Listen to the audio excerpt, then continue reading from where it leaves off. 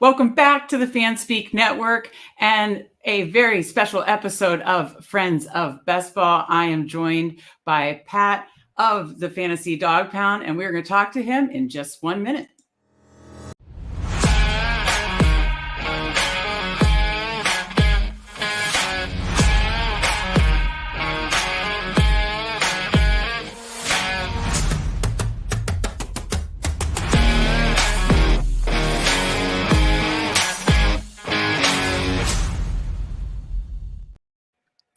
That's right. Another Friday, another Friends of Best Ball. And my friend today is Pat of the Fantasy Dog Pound, of course, at Fantasy Dog Pound on Twitter and YouTube.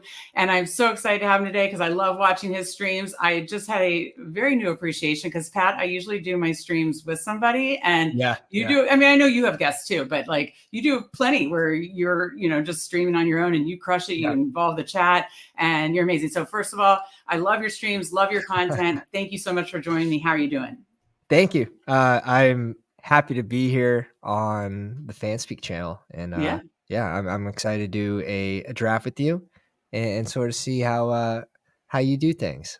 Okay. But the solo thing, you just sort of get used to it. You just get used to it. I want to sort of prove that I could do it on my own before I brought guests on. Sure. And so and that's where I learned the most is when I was new, when no one was watching. So well, now you have plenty of people watching. You have plenty of people in here. Our guy Andrew from Fanspeak, I know he watches you a ton. He says, "Let's go, welcome Pat." And then you got Frankie, who was in our last stream on doing the sprint. He was in the draft room with us. So we've got Frankie. What's up, Mr. Pat? And then Pat the Goat. We got Logan in here. So we've got a lot of people saying hi to you, Pat. So you got your fans here, you got your friends. All the Friends of Best Ball are joining together on Friday night, Friday evening. I should have gotten a beverage. Are you enjoying a beverage? You can get a beverage if you need. I can hold the crowd down for a minute. I mean, I might need to after this. So if some of you guys were in with me in the last stream, and that's why I went right up to this stream. I thought I'd have like a 15-20 minute break. My dog's probably gonna hopefully he doesn't pee on the floor. But anyways, I was like, I'll have like a 15 or 20 minute break. It'll be great. Yeah. And it took a while to fill the first, sprint $50 entry. I took the risk yesterday doing the single entry, and I basically had to. I watched your single entry 10 minutes early start the stream because it filled. Yeah. But I had to get into that room because if it's plus 10, forget about it. It's not happening. Right. So I I learned the hard way. I was like, okay, well, and there was a lot of stuff I wanted to talk about because there are new strategies I'm considering for the sprint or things I'm going to lean into differently for the sprint. And I talked about it, but then I was like, okay, well, now I'm ready to start the draft. Jump right in. That's the best way to do it, though. Okay, let's ask you a couple of best ball questions. And then I know you've been doing a lot of weekly winners and eliminator research, and I want to hear about that, too, before we start a draft. So, tell me about how you got your best ball start or your start in, the best ball space and just really getting, what got you really obsessed with best ball? Started with poker when I was 11. My brother's 7.5 years older than me, and I watched him play on Party Poker, the first poker website. So I got into gambling very early. From a poker standpoint, he was very good. And then just fantasy football with high school friends. Basically from there, just finding best ball through Fantasy Flock later down the road on Underdog. And then just sort of always wanted to do a YouTube channel. And after having success on Underdog, I just basically want to share my process. Well, tell me about your success on Underdog. Tell me your process the last couple of years on Underdog and your experiences.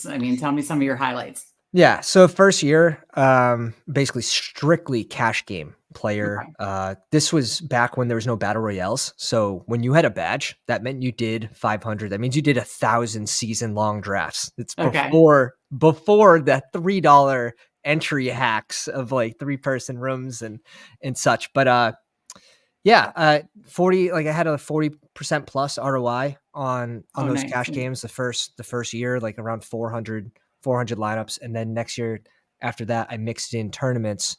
I did around 125 tournaments, still doing around 400 lineups of cash, and then having 5 finals lineups That year Oh my was God. What year was that? great. That was 2 years ago. Okay. Oh, so you were in the BBM3? So not BBM. So I did around 20 or 15 for BBM. I had 2 that went into actually week 16. I came in 3rd in one of those. Oh, CSU yeah. ram. Peter Jennings came in 2nd Yeah. in one of those.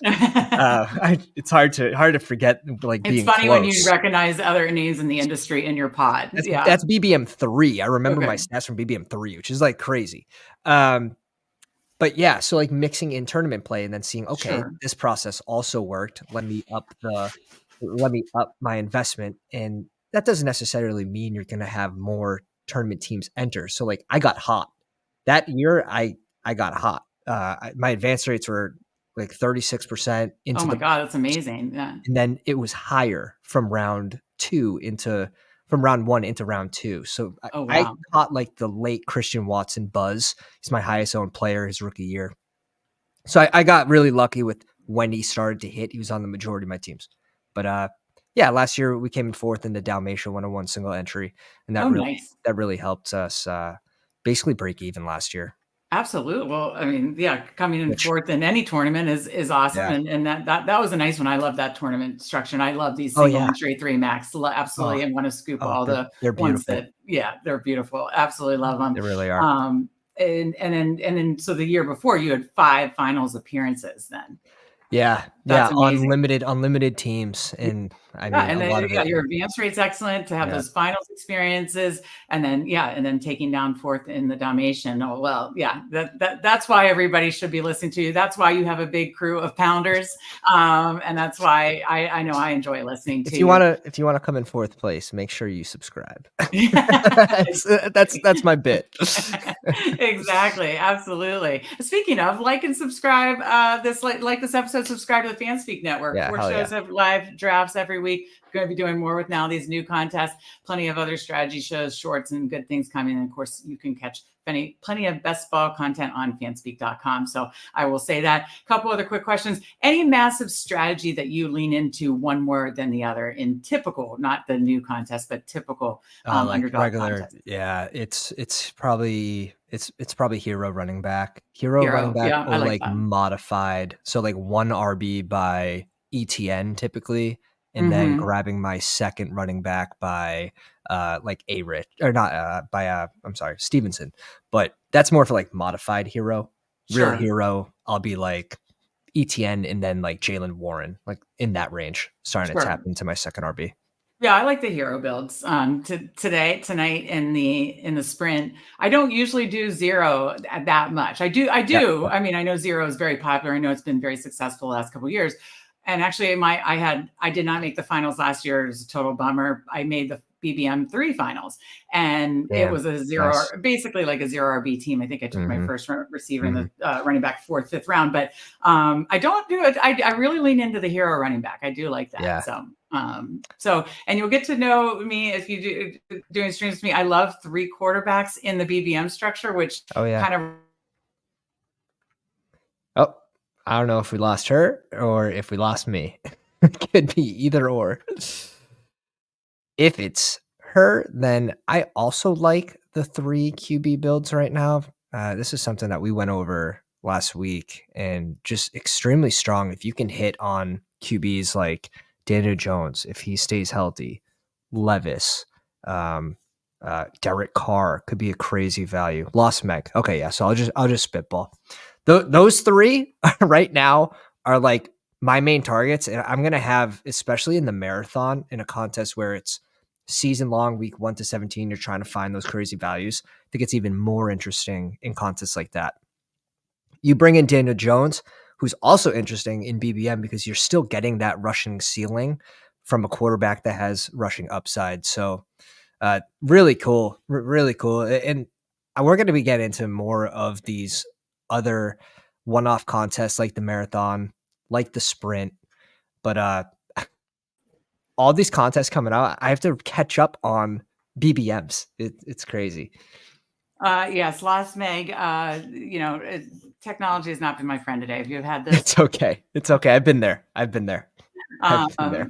Yeah. So thank you for understanding. Appreciate that. So, anyways, you were talking about the hero build. So last best ball question specifically before I want to hear some weekly winners stuff because I'm really fascinated. I know you have some shows on your channel about weekly winners, about the eliminator strategy. And I want people to check that out if they haven't already.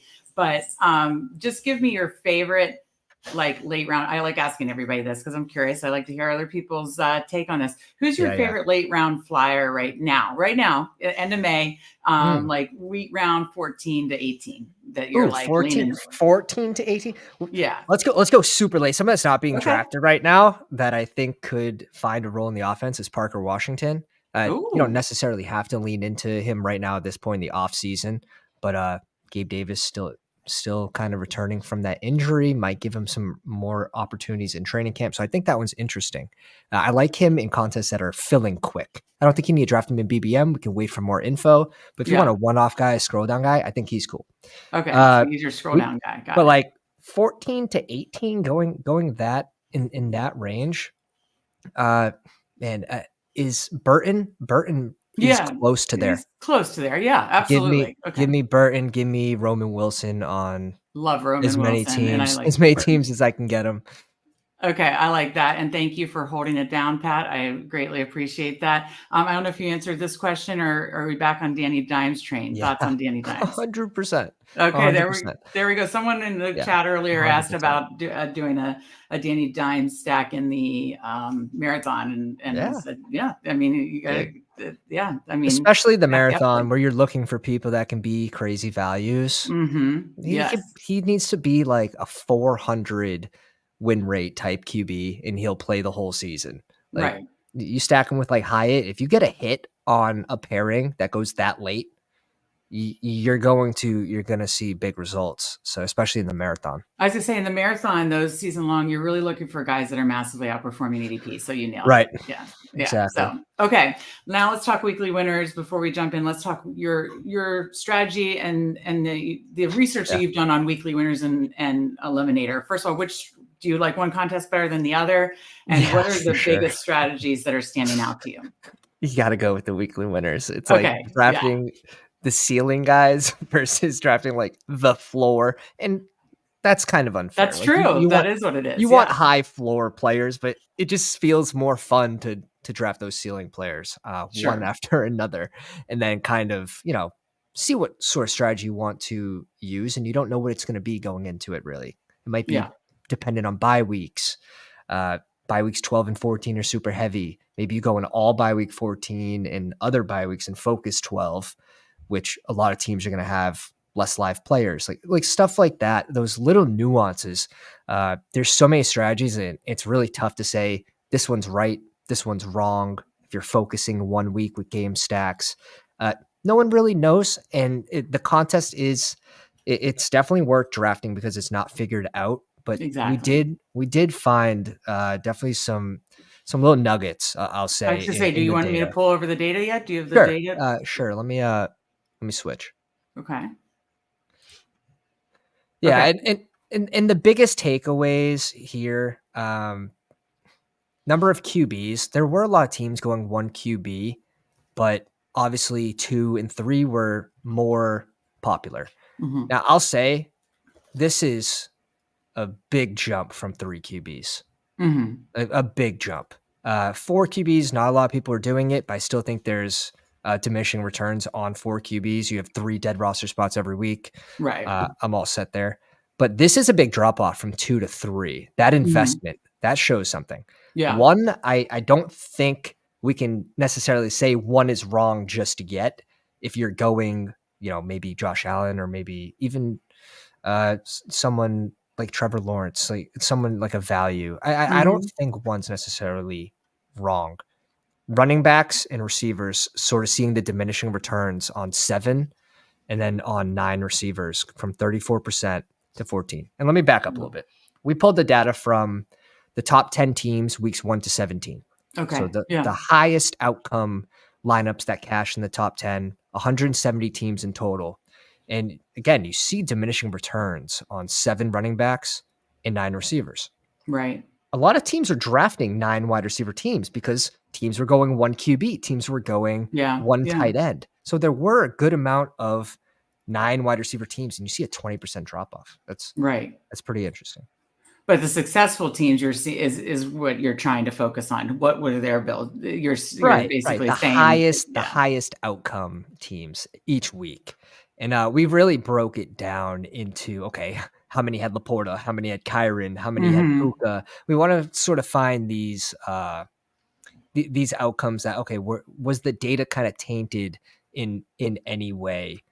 Stacking a pocket QB versus stacking a Russian QB. Double stacking, 13% for a Russian QB. Double stacking a pocket QB goes up about 10%. So that's like stuff that we know to be true, but we didn't have the data before to say, okay, this is it on paper. Like it's real. Right.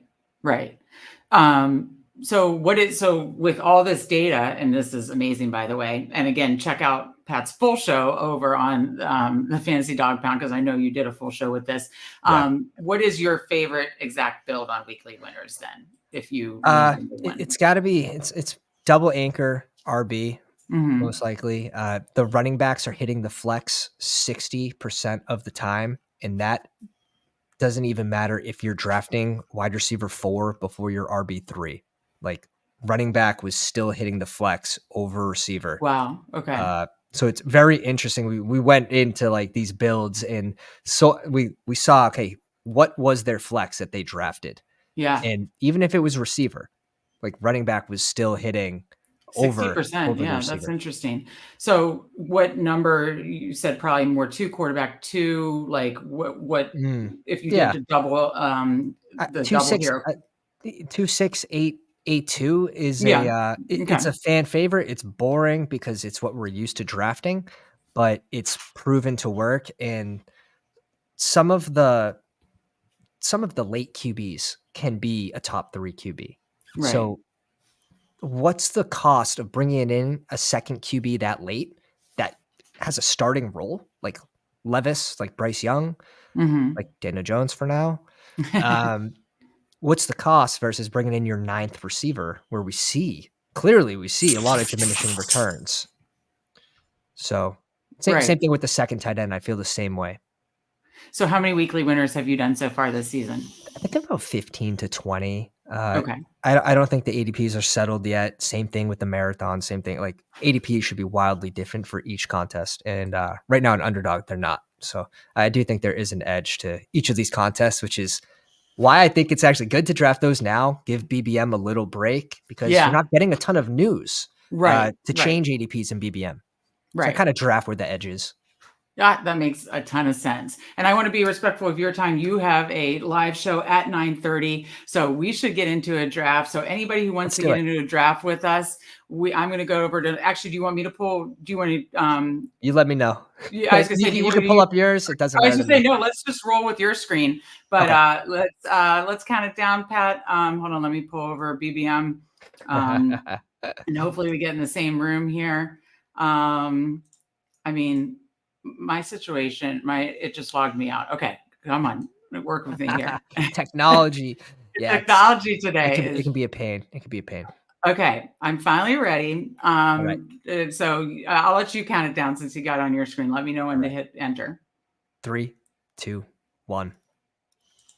Oh, location. I see.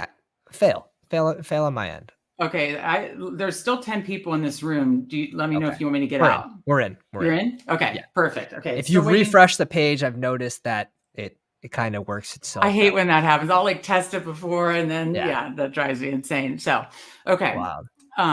So we are waiting for people. And if you are in chat and want to join with us, jump on in. This is exciting.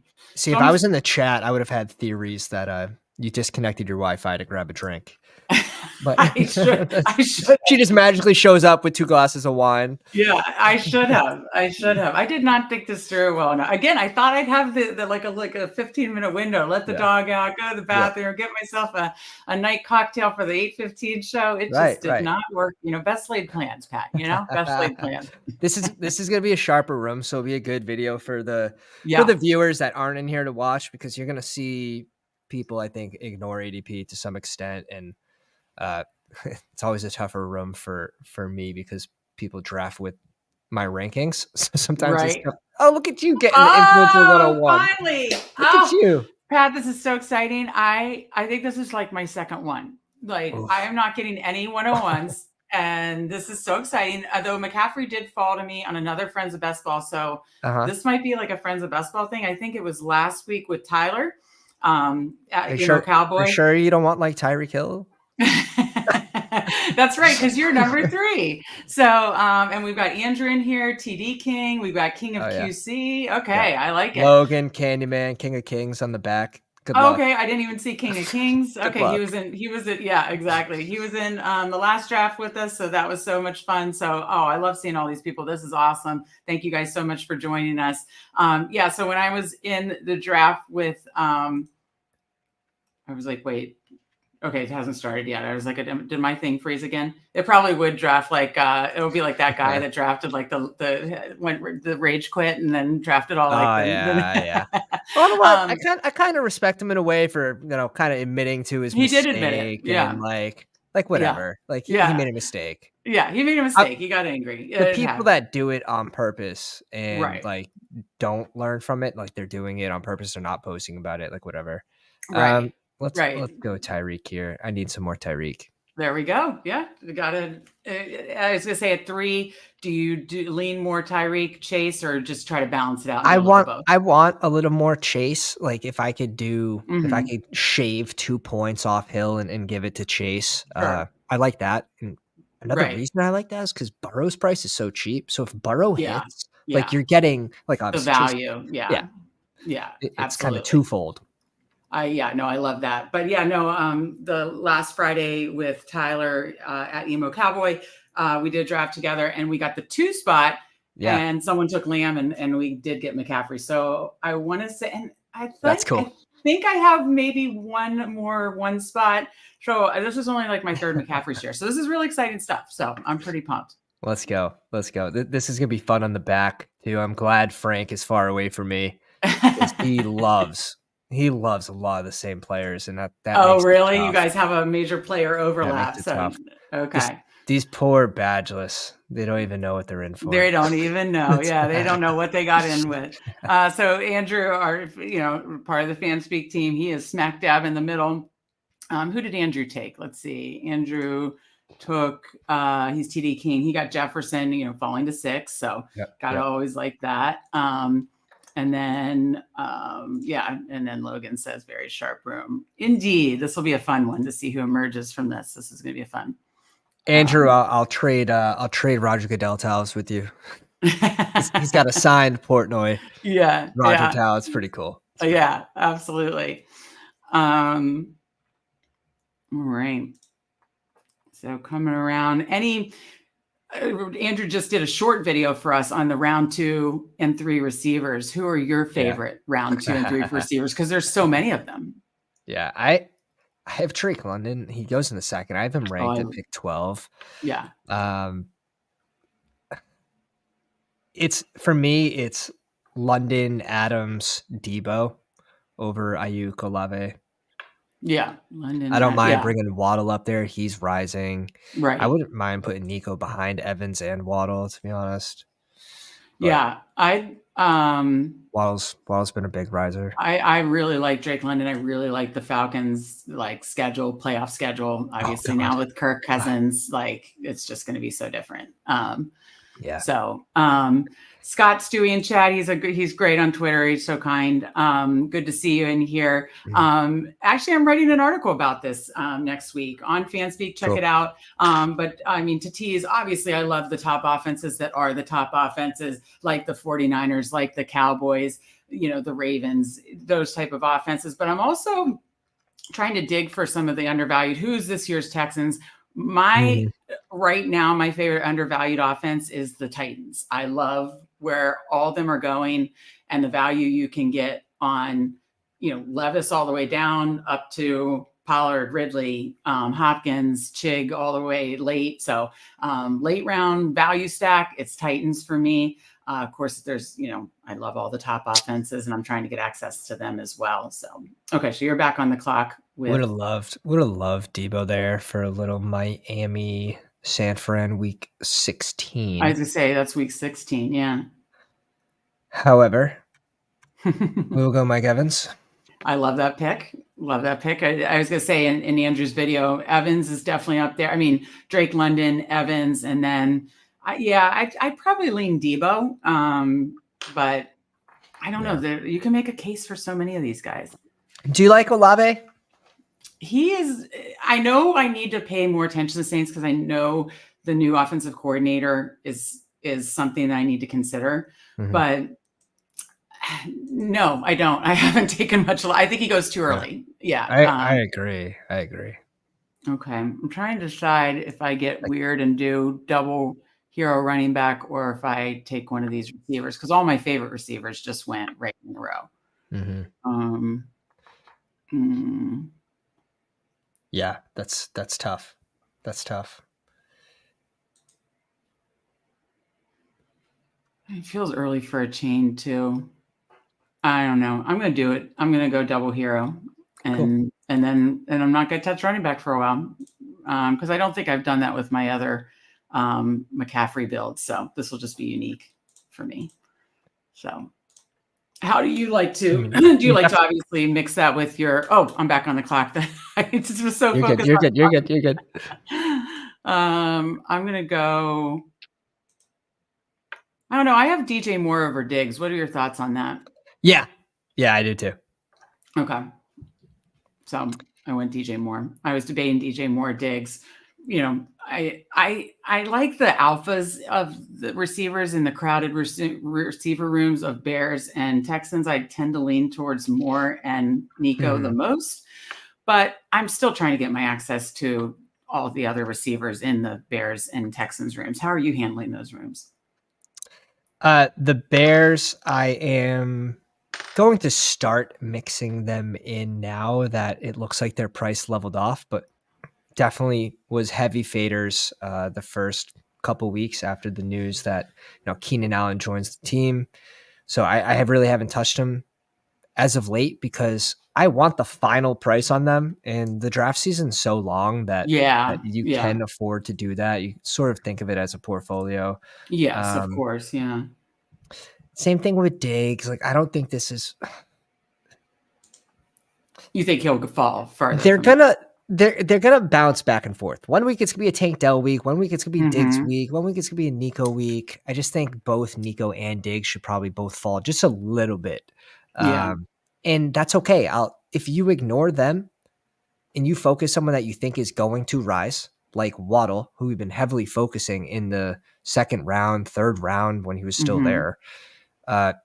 Make sure it's someone that you think's going to rise, and when we're thinking about drafting this early. Yes, 100% agree. Yeah, I know I need to get my exposure to Diggs and Tank and Adunze and Keenan, but yeah, I've been leaning in. But I love your start. I love the three receivers that you started with because you got Tyreek, Evans, and then Devonta Smith. So yeah, just love those three offenses and those three elite receivers. I worry about these guys on the back, and we're not picking for so long that who knows who's going to be there at 46. Right. That's sort of the way I look at it. I think this is going to play out a little more like a high stakes draft. Okay. All right. Yeah. That's just sort of my thinking here, but I don't mind DK here too at 27. I haven't been taking him much, and that's another offense. My brother and I want to do a show about offensive coordinators, and I tried to lean into this last year, like focus on the offensive coordinators and focus on the offensive coordinators that are going to make positive improvements to that team. And I know I need to be open to the Saints and the positive improvements by that offensive coordinator, and same with the Seahawks. So right, definitely check in with the chat. We see A-Rod fantasy community, football community spreading like wildfire. Love it. Absolutely love to see it. And I love interacting with you guys on Friday. Love being able to interact with Pat tonight. Pat, someone said Panthers. I'm guessing is an undervalued stack, and Frank said no. Stewie appreciates the top stacks. Look for an article, Stewie, next week on fanspeak.com.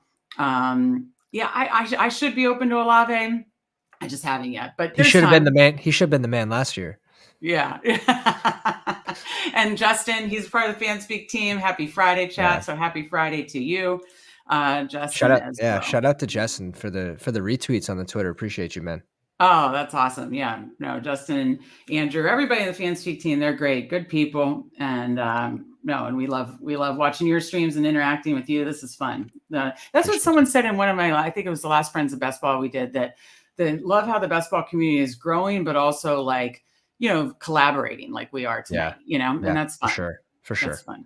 For sure. All right. Let's see what Andrew does here.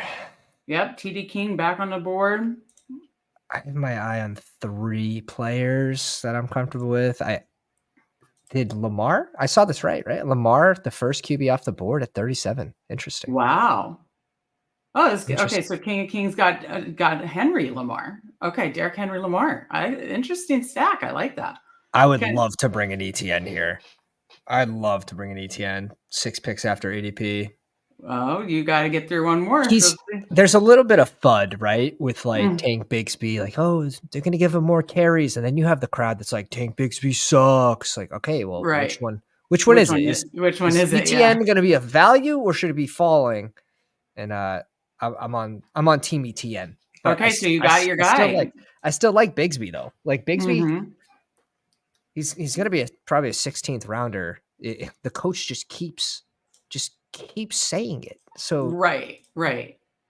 It's interesting. And they didn't bring in any real competition for him.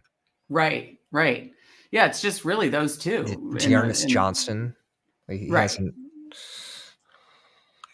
Trying to think my notes. So I'm going to go back to back here, and I'm trying to think my favorite 2 on the board here. Let's see. I mean, I could stack up Chicago more and then look for a Caleb stack. I haven't done that yet. I don't typically, I don't know. How do you handle, I'm going to grab Amari Cooper first. Yeah, I'd be double tapping. Yeah, I'm double tapping receiver.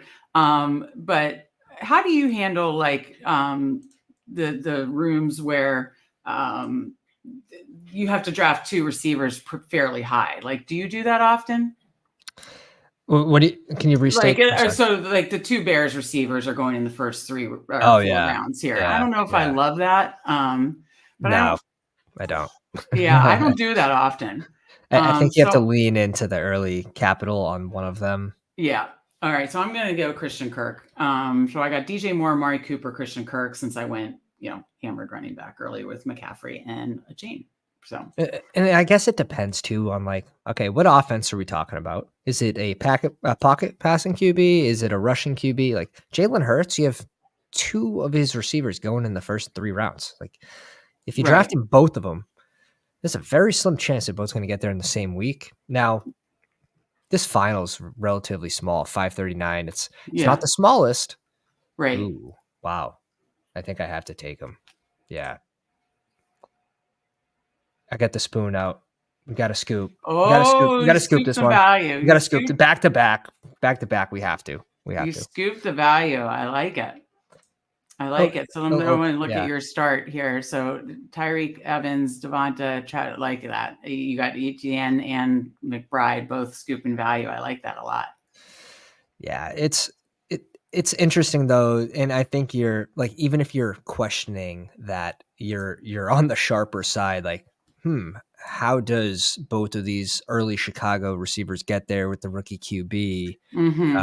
Even in a single game slate, week 17, would you rather just one of them, bet on one of them that has the big game, and then having someone else in that range? And that's why my favorite stack, Pat, is like stacking up a team. I love being able to stack like quarterback, running back, receiver, tight end, because usually you can get that throughout the draft. Like the draft capital is spread out, and I like that because it was happening last year, right? With like the Bengals and the Eagles, you had to use 2-3 of your first 4 picks on stacking up those teams, and it's like, how is this going to work? And it didn't work for either. Bengals because of injury, and Eagles, I don't think that just wasn't the move, and I just think that's a little risky. So I don't lean into it much. I've done it a couple times with the Dolphins, but I think that's different though. I think it's a little different because you're getting Tua later, pocket passing QB. Tua, that's a very good point. Tua is very cheap, and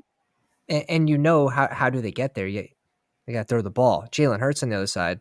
How does he get there? It's from stealing touchdowns from the receivers. So. Yeah, and that's why I said I don't know whose stream I said this on. I think I was on Neil Warfield's show, and we talked about Washington. I'm a Washington fan, and I said, listen, with Washington, I would not overstack a Jaden Daniels team, because I don't see 4 receivers getting there. You know what I mean? Like, you can get them cheaper for sure, but I just think it's going to be similar to a Justin Fields offense where it's going to be lower volume passing. It's going to be heavier running. And when Jaden Daniels gets there, I feel like it's going to be more from his legs. He's still a good passer. I get it. But like, I just don't think it's going to be like this massive passing attack spread around. I think it's going to be Terry could eat. And then I agree. But on a similar point, could the wide receiver 2, whoever it is, just end up being a great value where they go? Well, because they're so where they go. So like they end up just being a great advance rate piece. Maybe they won't both get there in the same game, but they'll still help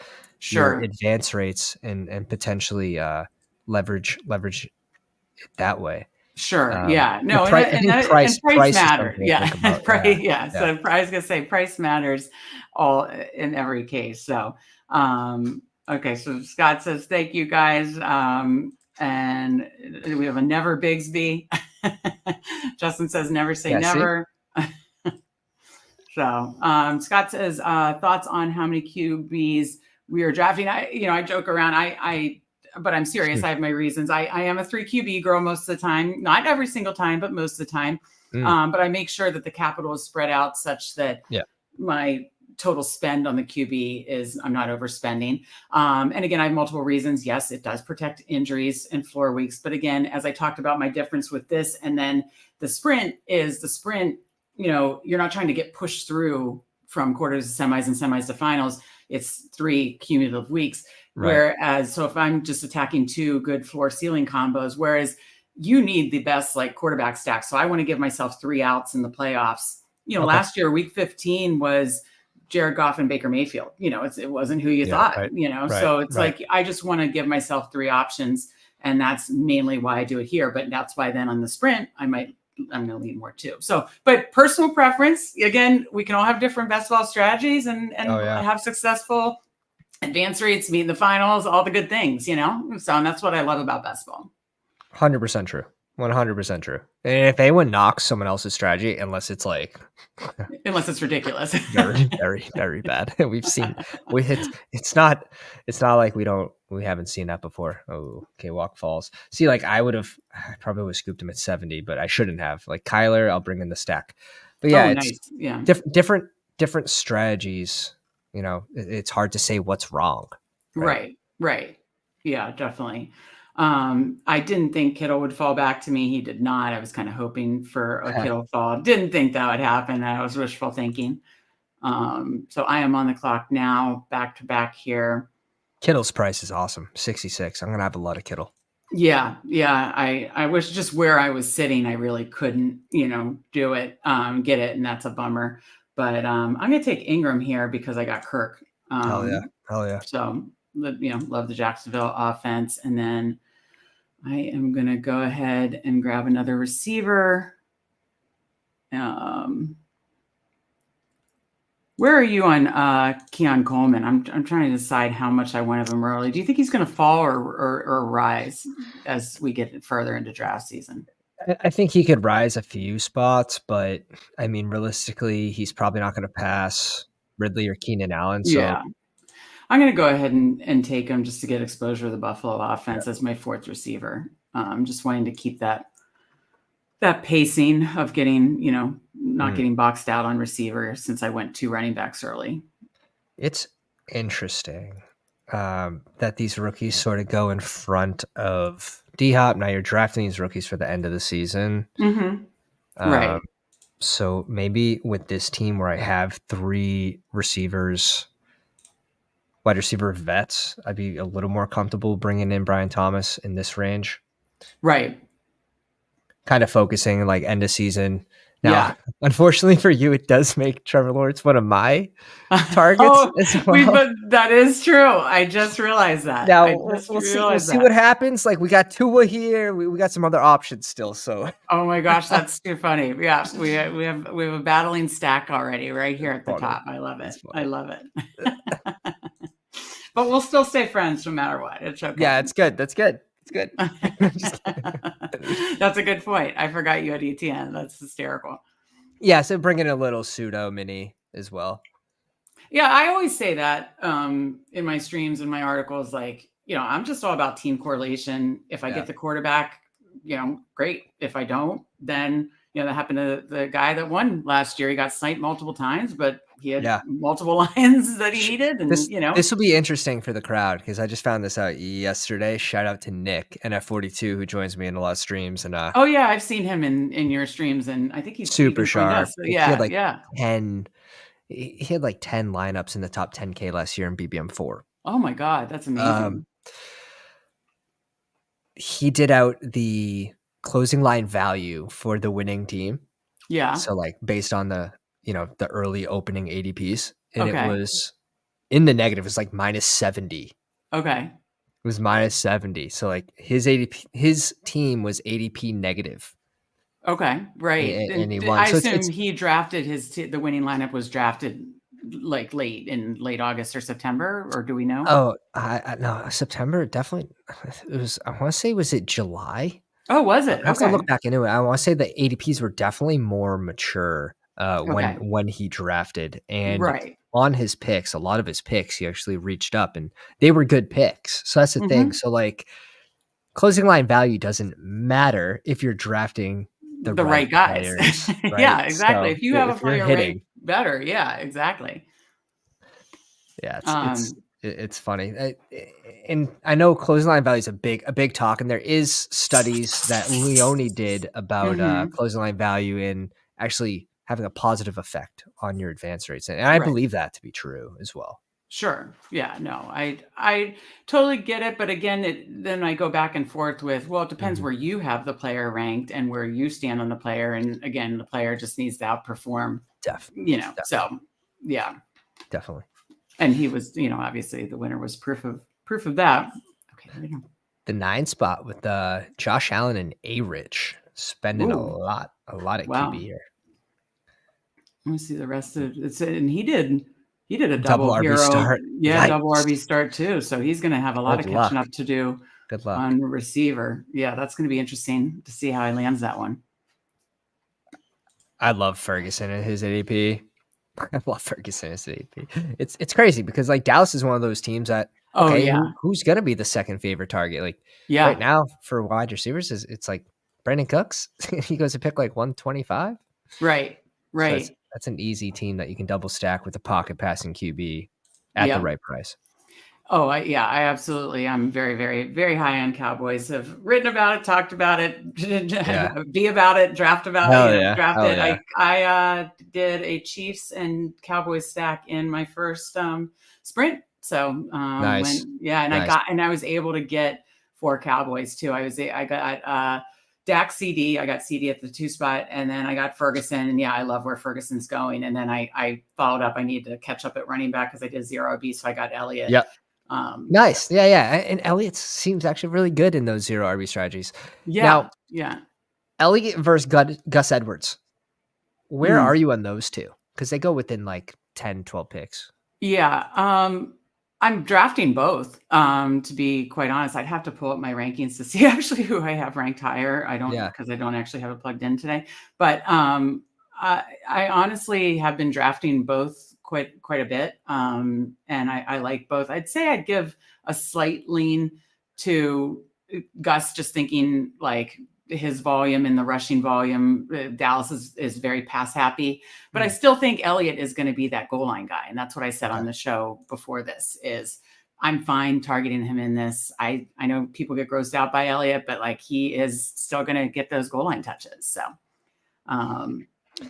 yeah, I see it pretty similar. I think that you have to draft them on the right team. Like my team would be a good team, like kind of hero running back. You don't want them to be your RB4 on a team. I'm probably not taking them as an RB4 on any team. Right. No, I totally get that. This is interesting. I was going to say, what are you thinking here? You know, the next team has a 1-1-4-1. So I'm thinking about tapping running back first here. Pollard's fine. It's definitely not the sexiest. I do want to lean on my early capital receiver having a big week and not Mostert taking the touchdowns. Right. No, I get. Because if it's a Mostert week 17, then someone else is going to have another pick at another pick in this range. Right. Absolutely. We've seen Miami's offense. Multiple people get there in the same week, but definitely, yeah. All right, he goes Mostert. Yeah, but I like your pick of Pollard to the point about Tennessee. I just love that offense. They could all be underpriced, or they could fail. So we do get a little mini here with Tennessee Jacksonville week 17. Okay, so I'm going to do. Other people may not like me for the Brock Purdy, but I'm going to try to get another receiver with him because I love getting quarterback, running back correlation as well.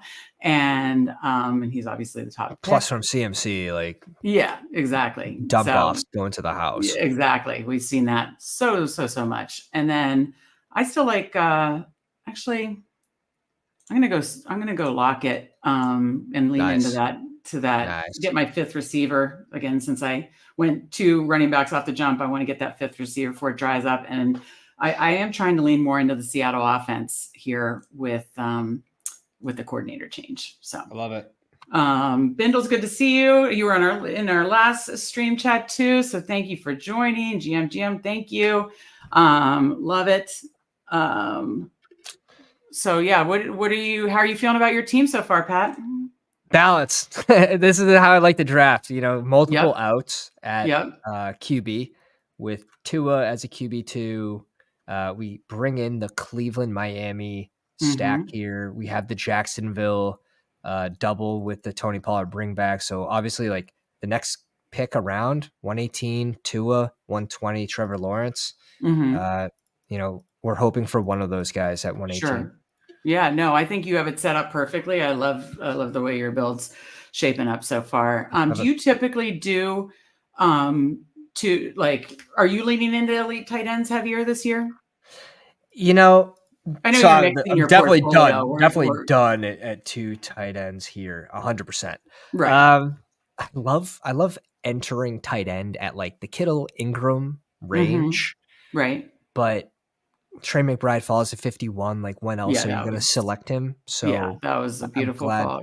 Yeah, I'm glad I was able to actually bring in the stack on that fall too. But yeah, I'm pretty fluid in drafts, and I think it is important to keep an eye on your portfolio and make sure your portfolio reflects your takes. Nothing worse than being in August and be like, how do I have 3% of a player that I want to have over 10% of? Exactly. So, yeah, and same about being too high on a player where you're like, whoa, I should have pumped the brakes here. But it's very true. Yeah, it's very true. So you get in these pockets where you just keep doing the same thing sometimes. And that's I'm trying to be cognizant of that. And that's why it's good to just take a look at your portfolio, weekly, daily, however often it's best for you. For sure. But yeah, no, I mean, I know it's all about mixing different lineup constructions and stuff like that. I'm all about that too. Last year I was very, very heavy late round tight end, like very strong stand on Laporta, which was great. And Ferguson, who we just talked about, very heavy late round tight end. This year I get the case for these elites, or these guys, like you said, going 30, 40, 50 and then like into the Kittle range. I get the case for it, and I'm doing it way more this year than I did last year. With that said, I'm still doing plenty of late round tight ends that I'm comfortable with. Well, let me pull up some of my favorites, but I know I have a pretty high exposure like Luke Musgrave, Hunter Henry, Juwan Johnson, Tyler Conklin, and then I wrote about Tavion Sanders being a rookie potential. Nobody's going to put up Laporta numbers, but he just has like a Laporta situation where he could just walk right into that tight end one situation. So I like the late. I like the late tight ends. I think he's probably going 20 picks too late. Right. That's why I'm trying to take advantage of that one now. Yeah, for sure. And especially in BBM, like you're looking at a contest that's going to be open till August. So just sort of trying to guess those movers while also drafting players you like. That's probably more important. Right. Yeah, it's fun. It's fun. And all the other contests it's crazy how much we're getting right now. Oh yeah, absolutely. Andrew says 209 player. That's me with Jerome Ford right now. I think it's about 40%. Hey, sometimes again we have those players that we just keep clicking and liking, and just their values just feels too good, or you just keep hitting the right pockets of them. So the quorum rise as RB5 here. Yeah, it's interesting. Eckler off the board. So back to you. What does Pat do? I have to. I don't mind T-Law or Trevor Lawrence here. The problem is I have T-Law ranked like 22 picks. Oh, yeah. If you have him ranked higher than Tua, then of course I totally get it. And then don't worry. You get the stack bring back. Both are going to be stack bring backs, but right. Yeah, I want to be ahead on T-Law, and I think I'm actually behind.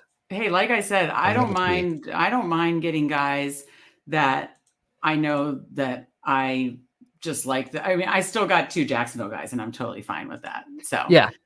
One can hit week 16, one could hit week 17. It doesn't mean that it's going to be a T-Law week necessarily. Right. Again, because I waited on. I'm going drafting a guy that I am higher on than ADP, and I just want, and it's just targeting an offense, and that's Brandon Cooks.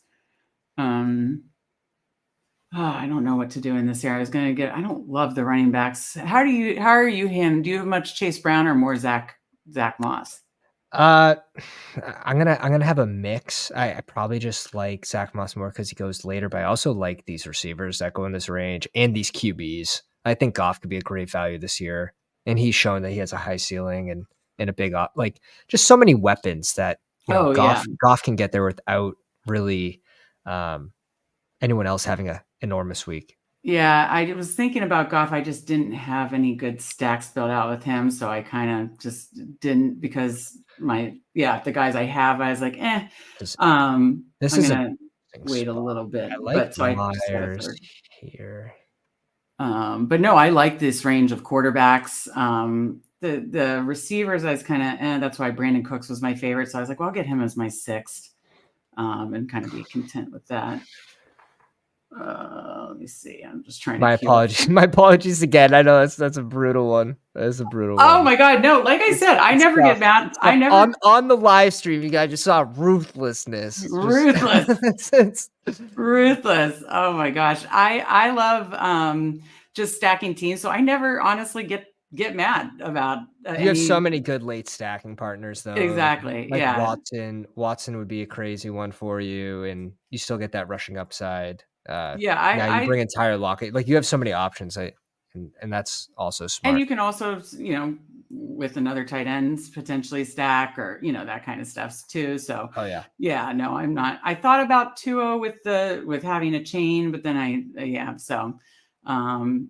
maybe it was a slow draft. I have to ask, do you do many slow drafts? I've done more this year. Yeah, same. Well, have a 1-year-old now, so if you want to get involved in it's you got to get some slows in then. It slows, for sure. I also like doing more of the higher stake contests rather than the 3s and the 5s, but it's good to, I will say, like the puppies are great to keep up with ADP movement, to keep up with where people are actually going in the draft room. So I do sort of utilize them for that and maybe scratch the itch so I don't draft too many BBMs in May.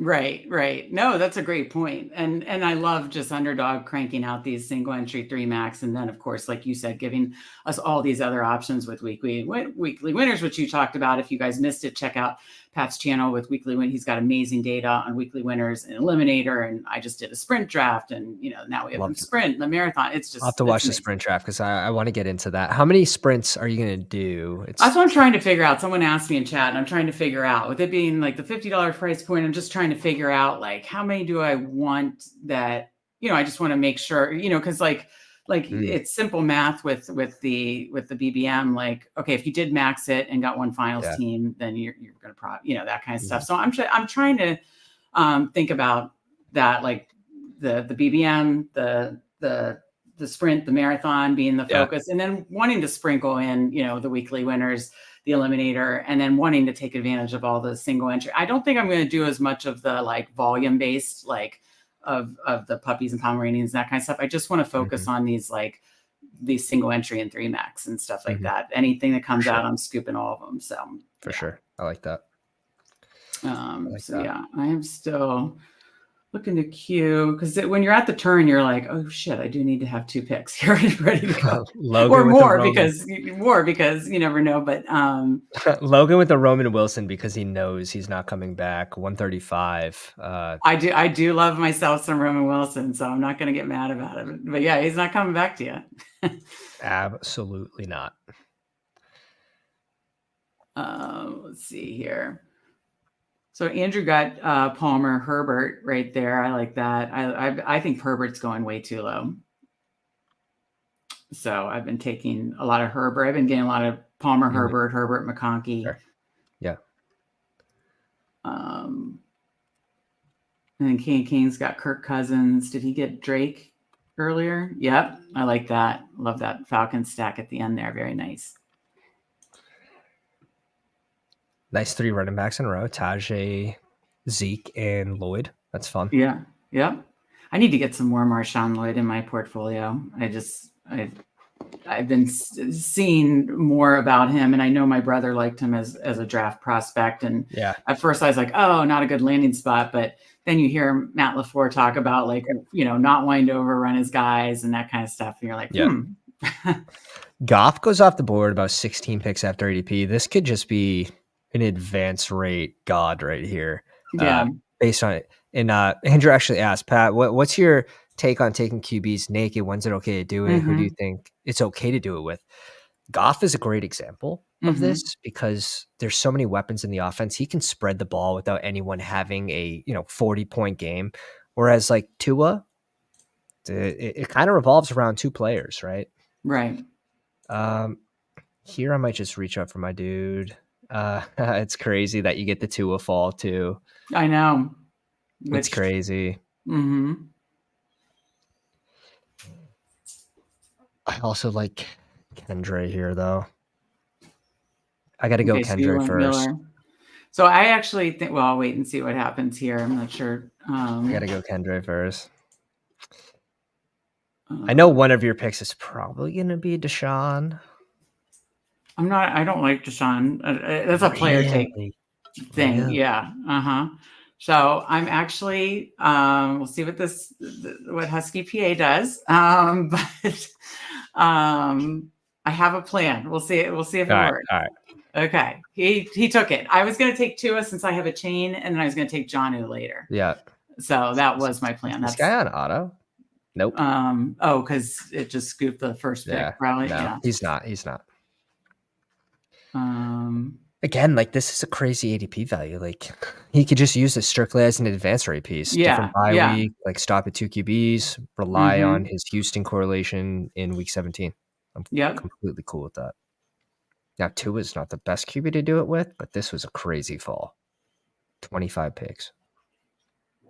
What number are we at? Crazy. I'm going to go ahead and I mentioned I was going to get another 49ers receiver. I know he's, the back end of the room, but I'm going to go ahead and do that. And so I don't typically. So yeah, that was my plan, as I was going to do 2. I mean, that kind of fall, like you said, is just, just taking into that value. And I was like, well, I have 100%. A team.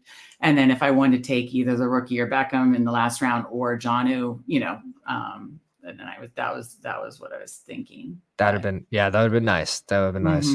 There's so many options still. Oh, cool. We still get Bert in here, which I'm excited. Oh, nice. So you mentioned him right off the top. Yeah. And having Myers too as like a sort of a floor piece for some of these rookies that might start a little slower. I think that feels good having him here. But I'm sorry to answer Andrew's question. Yes. Yeah. It does take some thinking. Like, when is it okay to do it? What type of QB? Like Tua, I'm not doing it if he falls 7 picks if I don't have the receiver. Right. Because he's what not if a it is like a situation like me where I had a chain and I knew I could get like a Jonnu? Would you be okay with that? Or you or more like the further 100%. Okay. This even if he fell whatever 6 picks and you had HN and your plan is to get Jonnu, you have a double stack there. If you have a bring back for week 17, even better. Right. But if it's uncorrelated and in order for him to hit the lineup week 17, it's either Tua's or either Hill's getting there or Waddle's really getting there. Right. To bring Tua up. I don't love that where there's so many late options. Like even Deshaun Watson, he's a pretty good late option. If you look at where he ranked when he played those, first few games of the season. All right, Pat, you might talk me into taking a share. Actually did pretty good. I'll bring it up for you. Okay. Give me some support here. It's not, I swear to God, it's not like, it just feels like you have to be clicking him because he goes so late and his pieces are so expensive. So if you're drafting his receivers so early, you probably should be leaning even more on the QB. QB 5 week 1, QB 10, QB 8, QB 14. That's fine for going to pick 150. Now, like this is gross. Like he was bad. We saw it. He was not a good QB out there. But the rushing touchdowns. These are passing. I'm sorry. The rushing touchdown upside to bring him into QB 5, another 20-point week, fringe 20. He just needs to stay healthy. If he can stay healthy, he's going to be fine.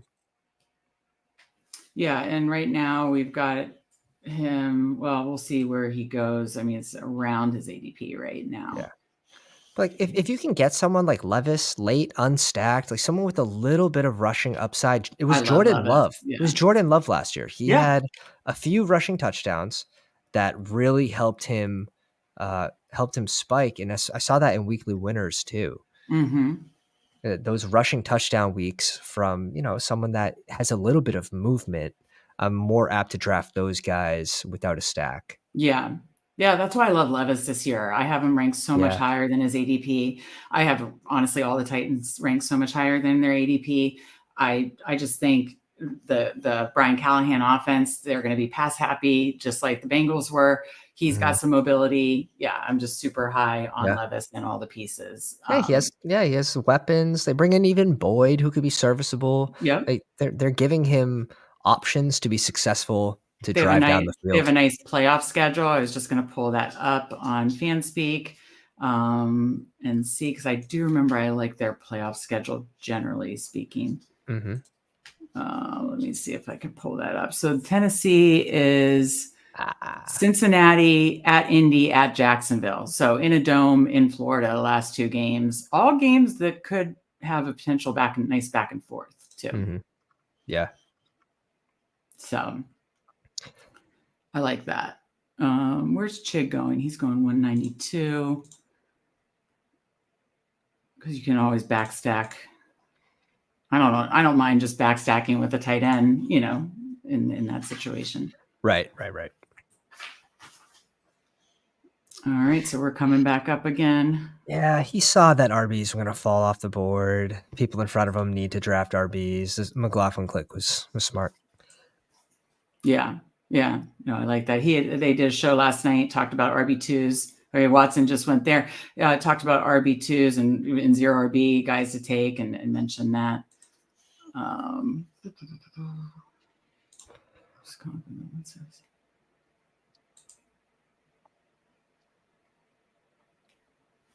Rodgers really fell.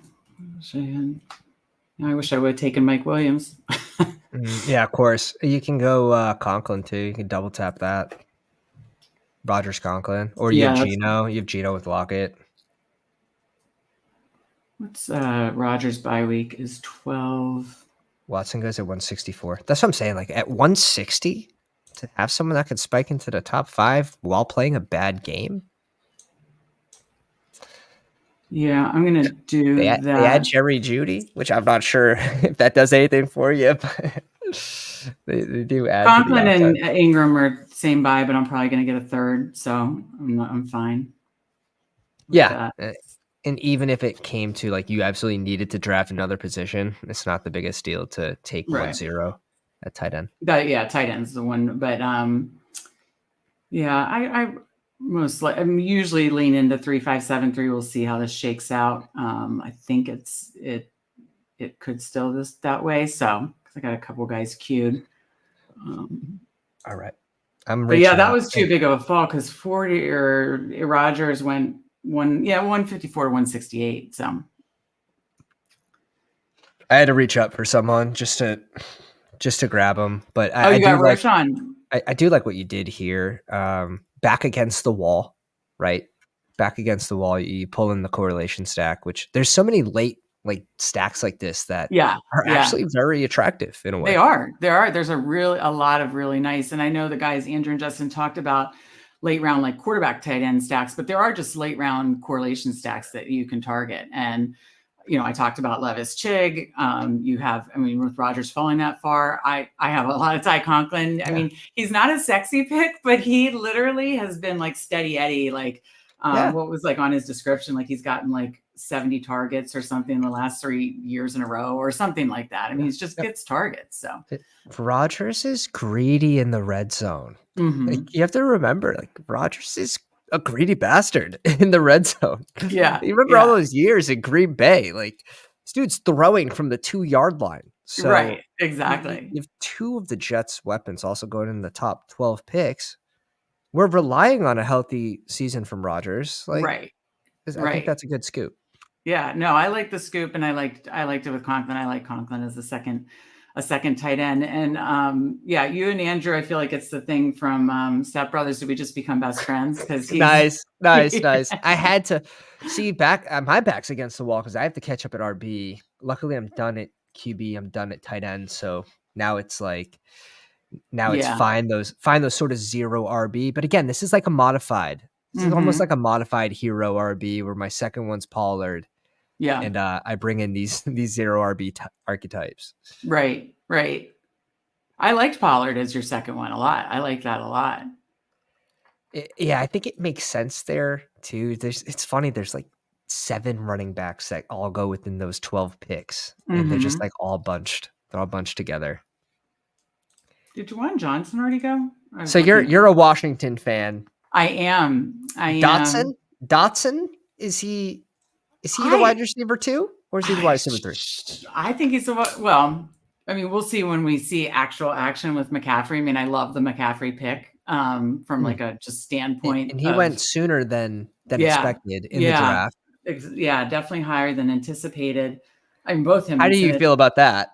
I'm fine with that. I mean, I do think, I'm trying to just, after all these years, it's finally like a good owner, good GM, good coach, happy with that. So I'm trying to like trust the process and all that stuff. But Andrew's a Washington fan too. Yeah, I still think he's in the number 2. I like the McCaffrey pick, but I still think he's the number 2. He was a big letdown last year. Is Dotson too cheap, or are you okay? Are you just liking him in his range? No, I like him in his range, but I do think he's too cheap. I do think that it was a very disappointing season last season, but I just couldn't believe it. It was like that Chiefs offense spread it around, dropped back 50 times, and it was just like Hal was set up to fail, and they were not getting the ball distributed to McLaurin and Dotson. They should have been like just volume to those two, and that really was really frustrating as a fan. So that part was infuriating. But no, Dotson had a down year, but I'm not going to put it all. I think he could certainly bounce back this year.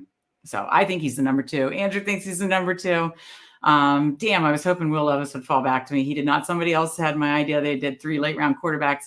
Yeah. They did Baker, Deshaun, and Levis. Yeah. I love hitting like sometimes. I mean, I usually get one more like in that like where I did like that 8th to 10th range type deal. Like I like Dak, I like Purdy, I like Jordan Love, I like, if you want running quarterback, Jaden Daniels, Trevor Lawrence, like all those, Herbert, but then I like kind of double tapping this area. So I was hoping Levis would fall back to me and then I could stack with Chig, but I knew that was probably wishful thinking. Again, sharp room here, sharp room. Might have some questions in the chat. What are you doing bringing in both backup Chicago running backs? If there's a 10% chance that Khalil Herbert gets moved, I'm happy with that. I'm happy. I'll take that because they would both rise 60 picks. So to have them on the same team would be cool. And I'm not going to do it a lot, but to mix it in, I think it's okay on the right team. And this would be one of those. I think it would put this team over the edge. Right. All right. I'm going to do a late round quarterback tight end back stack, and I'm going to just want to double check Bryce Young. I'm going to go with the quarterback whisper that he is going to do it 3 times in a row. Cool. And my guy, Jatavion Sanders. Cool. Really so that cool. way I save the whole bye week situation. I have a week 11 bye. So really cool. And building out the 3-5-7-3 that I typically love. So I'm high on Dave Canales. I'm hoping he can do it 3 years in a row for Bryce Young. Have you taken any Bryce Young late? Yeah, I like Bryce Young. I do like Derek Carr too. He just I had him queued, but then I was like, Juwan Johnson already went. I don't know. I know I could do like an A.T. Perry last round or something like that. But I really wanted to try to get like one of those late tight end stacks. So, but I don't mind Derek Carr late either. So I'm probably double tapping receiver at the end of this draft. Okay. Let's start with A.T. Perry here. Okay. And he was one of the weapons for Derek Carr.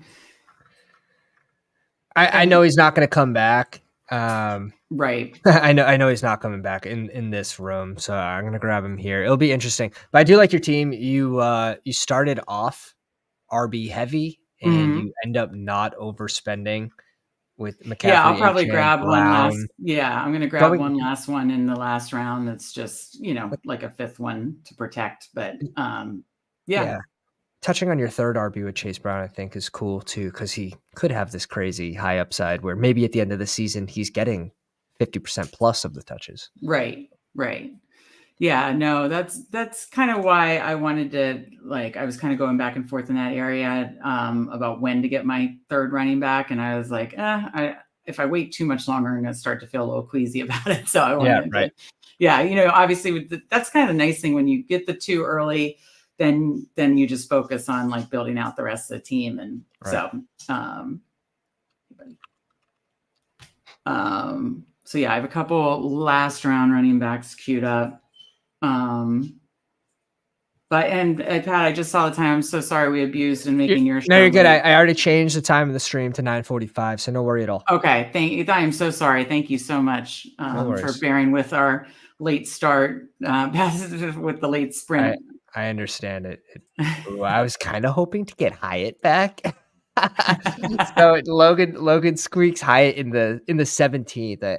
I do think Hyatt's going to be in the 17th relatively. I was going to say Logan's in the chat, right? Yes. Okay, that's what I thought. Yeah. So Andrew asked, "What are your thoughts on taking MVS or Juwan Jennings as your last pick?" Not MVS. Yeah, I'm never an MVS gal. MVS. I haven't been drafting MVS since he was on Green Bay, and even that last year, the MVP season, it was like Rodgers was MVP that year. Like MVS had a bad year. It's just he's not good. So I think the upside's capped. I leaned into. I know they re-signed Jennings. I leaned into the whole rookie, hopefully breakout end of the year, that kind of thing. And so Parker Washington too.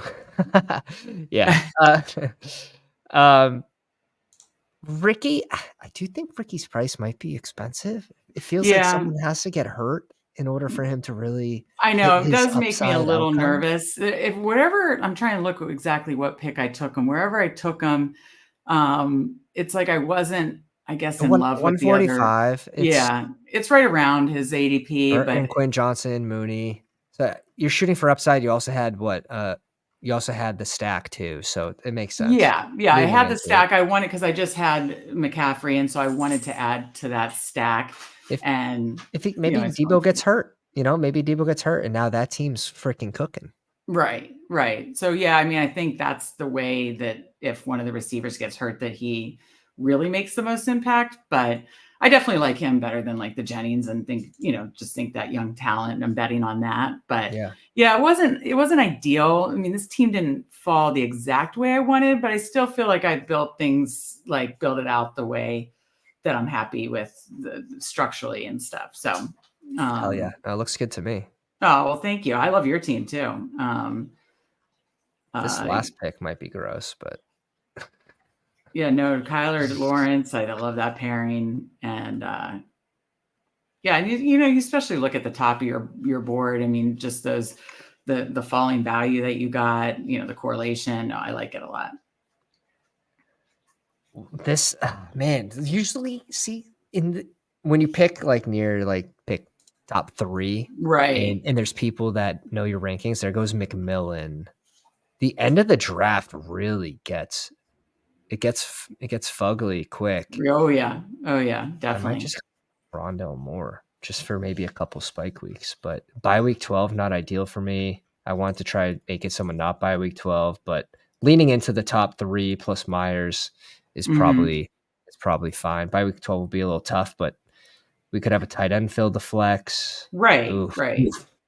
God, I do not like that at all. Honestly, that might make me go Elijah Moore, and I have no Elijah Moore. Well, how many by week 12s do you have? Way too many. Okay.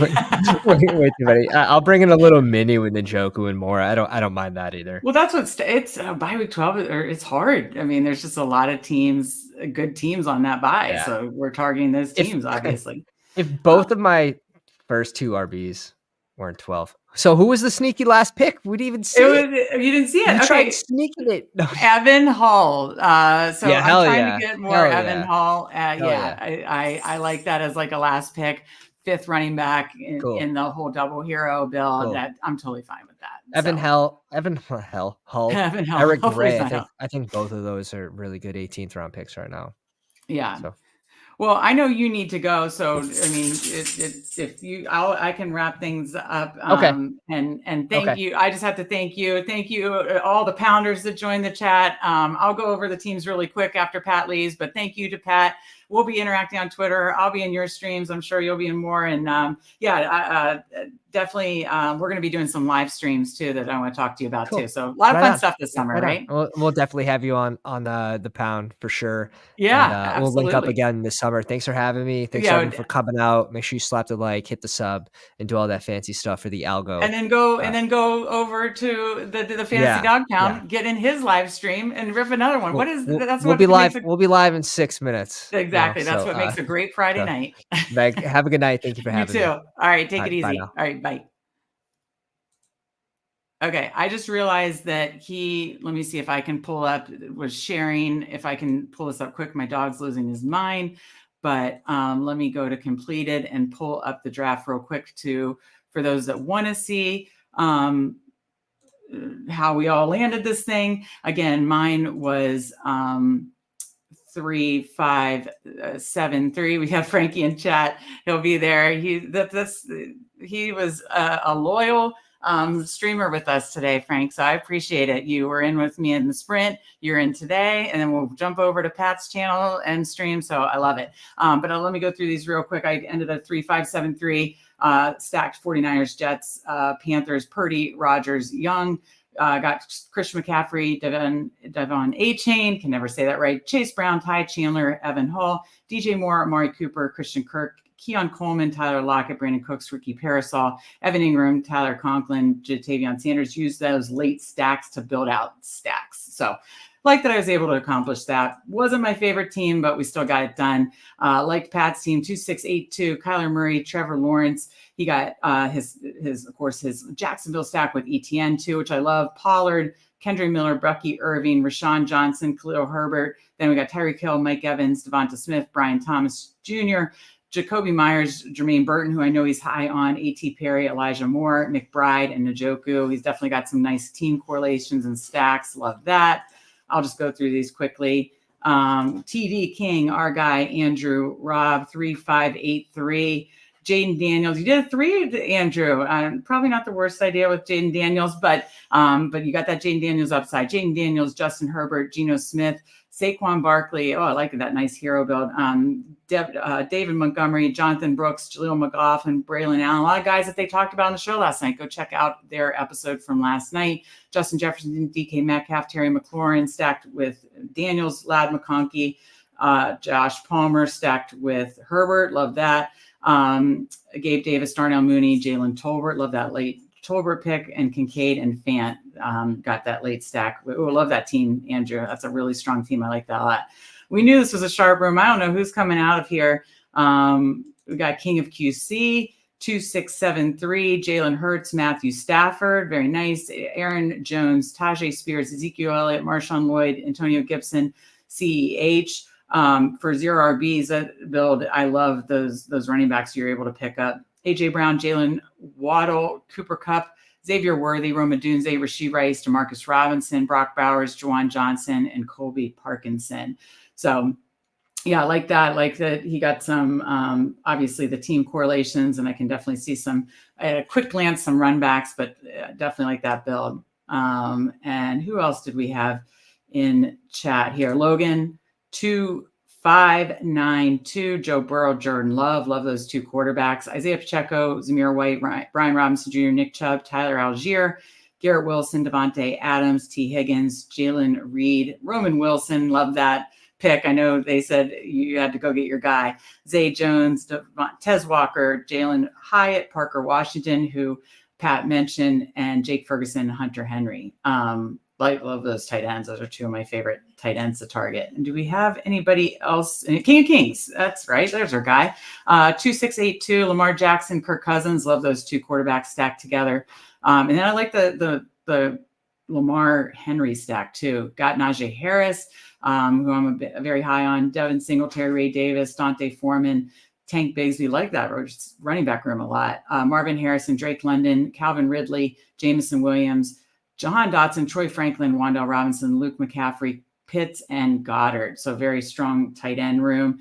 I love the running back room. And I like that you did the running back Lamar combo and of course, the Cousins and Drake London combo. So I think I want to let you guys go so you can get over to Pat's channel, obviously, get in his draft. Thank you guys so much for joining me.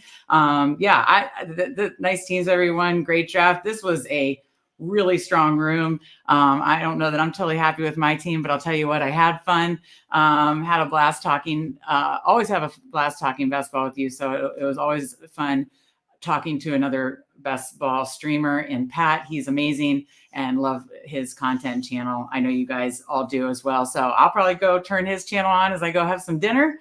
I know you guys will do the same. Again, we're on 4 days a week live drafts. We're going to be doing more of these different types of drafts with the weekly winners eliminator, the sprint like we just did tonight, and the marathon. So tons of that, tons of content, and tons of content on fanspeak.com. Be sure to like and subscribe if you haven't already on your way out. And thank you so much for joining us. We truly appreciate it. Have a wonderful rest of your weekend. I'll let you guys get over to Pat's channel and have a great rest of your Friday.